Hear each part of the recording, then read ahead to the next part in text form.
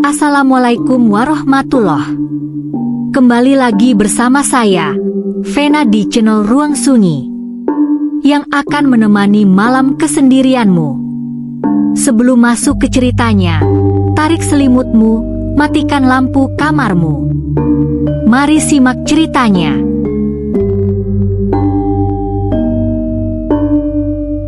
Tahun 1998, Indonesia terpuruk dalam krisis moneter yang mengguncang segalanya.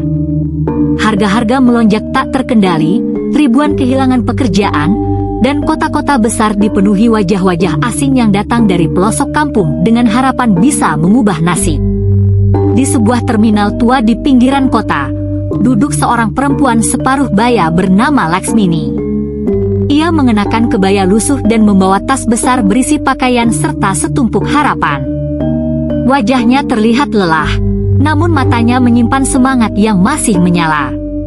Ia baru saja tiba dari kampung kecil di Jawa Tengah, meninggalkan ibunya yang sudah renta demi mencari pekerjaan sebagai pembantu rumah tangga di kota.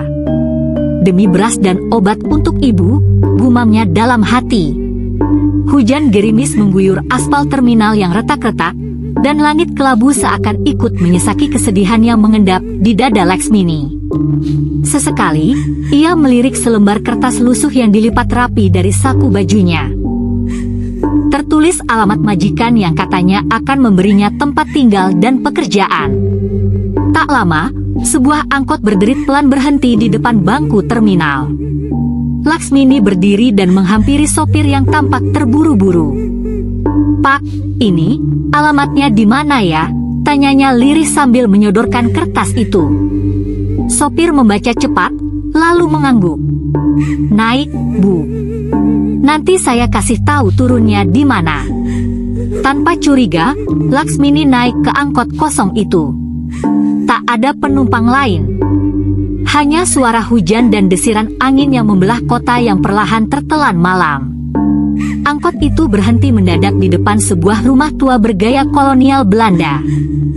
Cat putihnya mulai memudar, dindingnya dipenuhi lumut dan sulur tanaman liar. Gerbang besi di depannya berderit pelan tertiup angin, dan tampak berkarat seperti tak pernah disentuh bertahun-tahun. Laksmini turun, memeluk tasnya erat-erat. Hujan mulai reda, tapi langit tetap gelap pekat.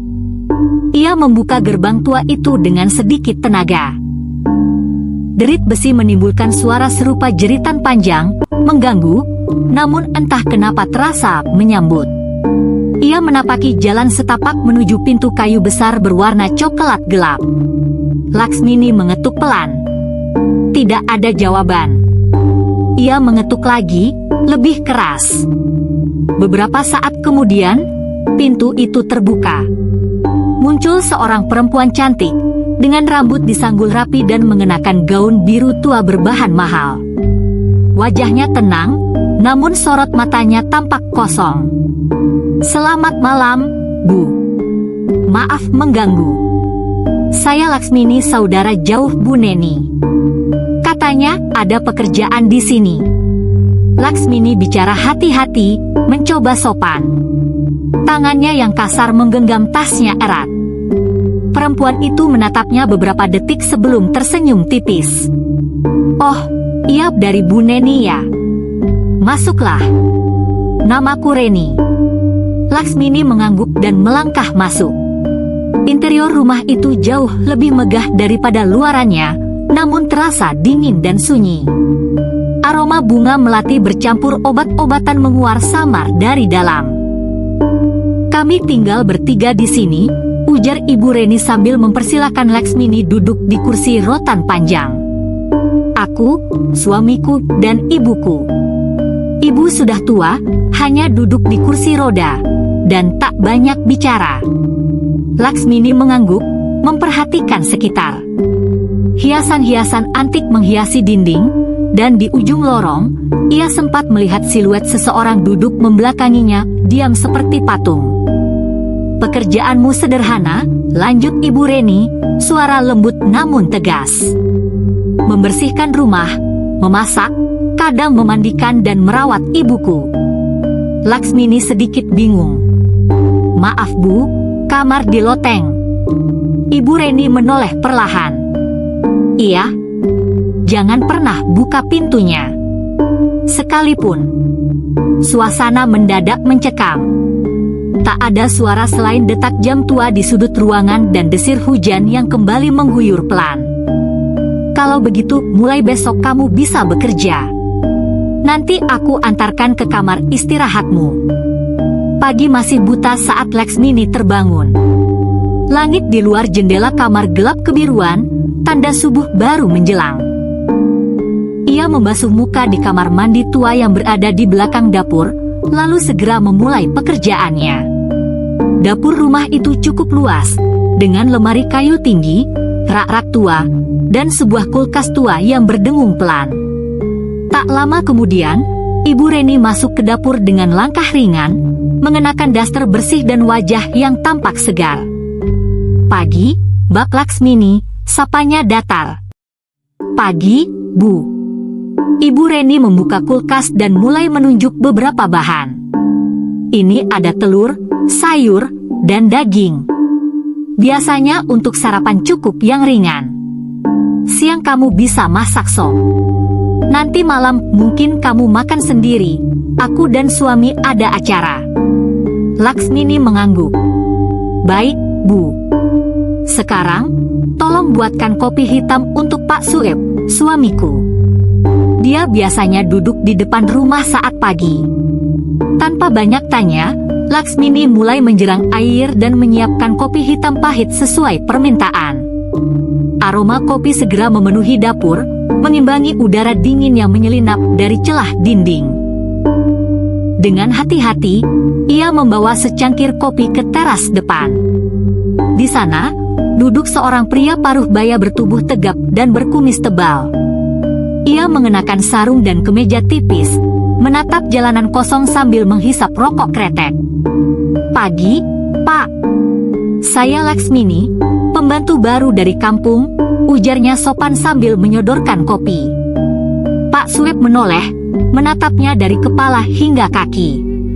Matanya tajam, tetapi senyum tipis muncul di wajahnya. Pagi. Dari mana tadi kamu bilang? Dari kampung di Wonogiri, Pak. Saudara jauhnya Bu Neni. Gumamnya. Ia menyeruput kopi pelan. Kerja yang benar di sini. Jangan macam-macam. Rumah ini punya aturan sendiri. Laksmini mengangguk pelan, meski belum sepenuhnya paham maksudnya. Tak lama, Ibu Reni muncul dari dalam, kali ini dengan tas kecil di tangan. Nanti aku dan Pak Sueb ada acara di luar kota. Mungkin pulang lewat tengah malam. Kamu jaga rumah. Terutama ibu, Bu Yati. Pastikan dia tidak sendirian terlalu lama. Laksmini menyahut, siap, Bu. Namun entah kenapa, saat nama Bu Yati disebut, raut wajah Pak Sueb berubah sedikit lebih serius. Laksmini tak sempat menanyakannya karena mereka segera masuk kembali. Pukul 8 pagi. Matahari sudah mulai meninggi, meski sinarnya masih terhalang mendung yang menggantung sejak semalam. Laksmini sedang mengepel lantai ruang tengah dengan penuh telaten. Tangannya cekatan, gerakannya terlatih dari tahun-tahun menjadi buruh rumah tangga di berbagai tempat. Tiba-tiba, langkah sepatu berhak pelan terdengar dari arah tangga. Ibu Reni muncul, sudah berpakaian rapi dengan blazer dan rok panjang. Di belakangnya, Pak Sueb menyusul, membawa tas kerja. Bak Laksmini, panggil Ibu Reni. Iya, Bu, jawabnya sambil berdiri dan mengeringkan tangannya di lap. Aku dan Bapak akan berangkat sekarang. Mungkin pulang lewat tengah malam, jadi tolong jaga rumah baik-baik. Siap, Bu. Ibu Reni menatap Laksmini sejenak. Jangan lupa jaga ibu. Dia agak sensitif. Kalau bicara aneh, abaikan saja. Kadang pikirannya suka kacau. Laksmini mengangguk walau dalam hati sedikit bingung. Baik, Bu. Tak lama, suara deru mobil terdengar. Laksmini mengintip dari jendela, melihat mobil sedan hitam itu melaju perlahan keluar dari halaman rumah tua itu. Kini, rumah itu hanya dihuni oleh dirinya dan Bu Yati. Setelah menyiapkan bubur lembut dan segelas air putih, Laksmini menuju kamar yang diberitahu semalam. Pintu kamar kayu tua itu terbuka sedikit, dan begitu ia mendorongnya, bau obat-obatan dan kamper segera menyergap hidungnya. Kamar itu gelap. Hanya ada satu jendela kecil dengan tirai tipis yang membiarkan cahaya pagi masuk samar. Di tengah ruangan, duduk seorang wanita tua di kursi roda, diam membelakangi pintu. Bu Yati, panggil Laksmini pelan. Wanita itu tak menjawab. Laksmini melangkah pelan, lututnya sedikit bergetar. Saya Laksmini, Bu. Pembantu baru, saya bawakan sarapan ya. Ia mengambil sendok, meniup perlahan bubur hangat itu, lalu mendekat. Wajah Bu Yati tampak pucat, kulitnya keriput, dan mata sayunya terlihat kosong, atau mungkin terlalu dalam. Tanpa berkata-kata, Laksmini menyuapkan sendok pertama. Mulut Bu Yati membuka perlahan dan menerima suapan itu. Namun, pada suapan ketiga, tiba-tiba, prak, bubur itu disembur keluar, mengenai wajah Laksmini. Laksmini terkejut, tersentak mundur. Bubur menempel di pipi dan dagunya.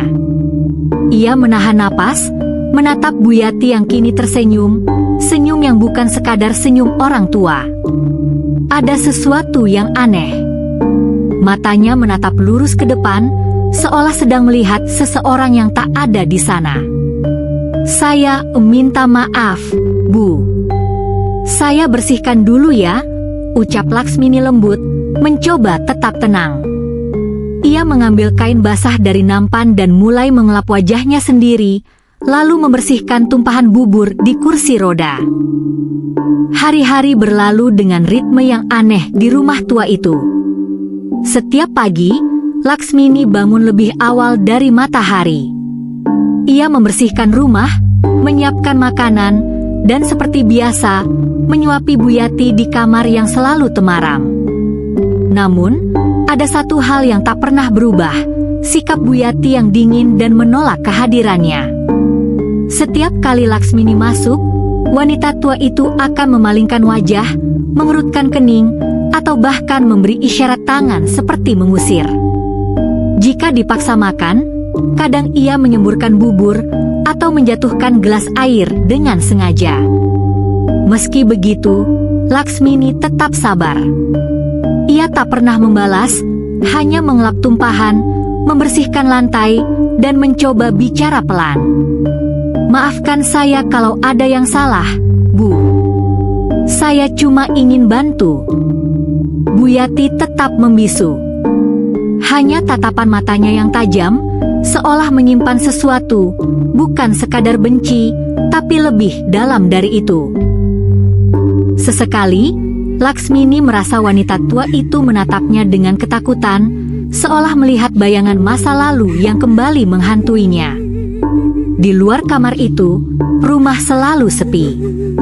Ibu Reni dan Pak Sueb makin sering pergi. Kadang pagi sampai malam, kadang menginap di luar. Mereka hanya meninggalkan catatan di meja makan. Tolong jaga ibu. Jangan biarkan dia sendirian. Namun, yang ganjil setiap kali mereka pulang, mereka tak pernah menanyakan kondisi Bu Yati. Tak pernah sekalipun bertanya apakah ibunya sudah makan atau butuh sesuatu. Dan setiap malam, setelah semua lampu dimatikan, Laksmini merasa ada suara langkah pelan dari atas, dari loteng yang dilarang dibuka. Kadang suara itu seperti menggeser furnitur, kadang seperti isak tangis tertahan. Tapi Laksmini hanya menarik selimut dan menutup telinganya. Ia masih berpegang pada harapan, ia butuh pekerjaan ini. Ia butuh uang untuk ibunya di kampung. Siang hari itu, matahari menggantung malas di langit yang tertutup awan kelabu. Udara terasa lengket dan gerah, membuat tubuh Laksmini terasa gerah sejak pagi. Setelah menyuapi Bu Yati, yang seperti biasa hanya menatapnya dingin dan menepis sendok beberapa kali, ia memutuskan untuk membersihkan diri. Ia mengambil handuk dan baju ganti, lalu menuju ke kamar mandi belakang yang sudah tak retak di beberapa bagian. Lantainya dingin, dan dindingnya dipenuhi jamur hitam yang seakan merayap keluar dari celah waktu. Sambil mengguyur tubuhnya dengan air dari ember besar, Laksmini menghela napas. Bekerja di rumah ini memang berat, bukan karena tugas, tapi karena suasananya. Diam, sepi, dan Bu Yati yang terus-menerus membuatnya merasa tidak diterima. Tiba-tiba, ia merasa sesuatu. Ada tatapan, seperti mata yang mengawasi. Nalurinya menoleh ke arah pintu kamar mandi kayu tua itu. Tepat di tengah-tengahnya, ada sebuah lubang kunci besar, khas bangunan tua zaman Belanda. Dari situ, Laksmini merasa ada bayangan seolah seseorang sedang mengintip dari luar. Jantungnya berdetak lebih cepat. Ia terdiam sesaat, menatap lubang kunci itu. Namun ia mencoba menepis rasa takutnya.